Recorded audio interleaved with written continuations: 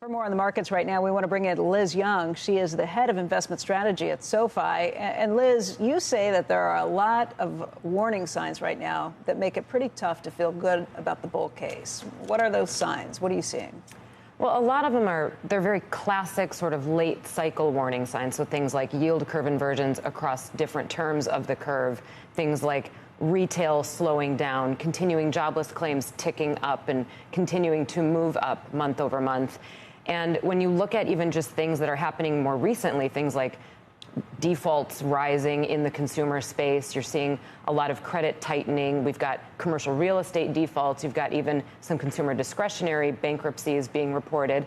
That sort of stuff is very late cycle behavior. And it doesn't necessarily mean that we have to go into a recession or that we have to have a contraction, but it's very difficult to move from late cycle back into early cycle without something like that. So making the bull case would have to assume that we somehow smoothly make our way back into early cycle, small caps pick up, cyclicals pick up, and the retail stocks survive it, the consumer survives it and continues to spend. And it's just difficult to understand how that's possible after an environment of raising rates 500 basis points in 12 months. Yeah, having said that, we have been waiting for this recession for an awfully long time. We sure have. And maybe it escapes. Maybe it's not as bad as some of the worst case scenarios that have been printed and maybe kind of seep their way into the market mentality. That's what's hard to break out because the economy so far looks pretty good. Now, it could change, and that change could happen very rapidly. But I think a lot of people have been surprised that we've done so well for so long. Yeah, well, that's sort of the mentality of this time is different, right? And that's the temptation to say it's going to be different this time.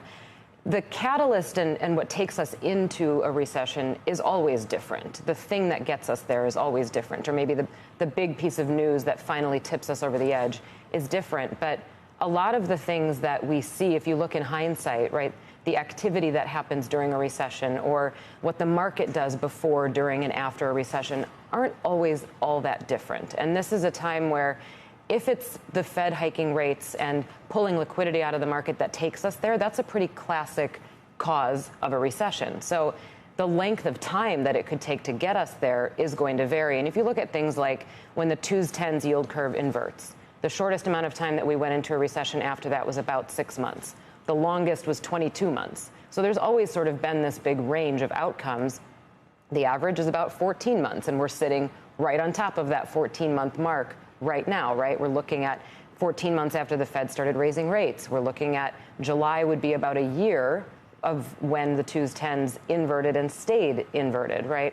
So, and these long and variable legs in monetary policy usually take 12 to 18 months. So despite the fact that I'm impatient, we're all impatient, right? We're kind of watching this and waiting. When is it going to happen? When are we either going to come out of it unscathed or go into something? But in reality, we're right in the window where this kind of stuff normally happens. So a lot of big investors are hoarding cash recently. Is that a good strategy in your opinion? Yeah, I mean, I've been talking about cash as a good way to kind of wait, right? Wait this out and find out what happens on the other side. But cash doesn't have to be just putting it in a CD. There's a lot of different ways that you can get paid while you wait. And I would imagine institutional investors are taking advantage of that. You can still buy short-term treasuries. You can look at CDs. You can do money market funds. I think gold is still an okay place to be here. And it's an environment where we haven't seen rates like this in so long. We may not see them again for a very long time. You might as well take advantage of it while you can. Because you think rates are coming down before the end of the year? I do think they'll come down. The Fed and the market are playing out right now. Yeah, well, and that battle is one that it's a precarious place to be, right? The market is saying the Fed's going to cut at least twice, maybe 3 times. The Fed is saying, no, we're not moving until at least 2024. One of them is going to be wrong, right? And at some point before the end of the year, that movement is going to occur. If it's the market that's wrong, there's going to have to be some adjustment that happens. If the Fed messaging changes, the market has to digest that. So the chances of us staying in this tight range on the S&P and having yields stay exactly where they are, I think are low. We could move on very small pieces of news. The debt ceiling could be one of them. So we're sort of ripe in this place where if we expect the Fed to pause and hold rates high, we're ripe for little bits of news to take us in a big way, one direction or another.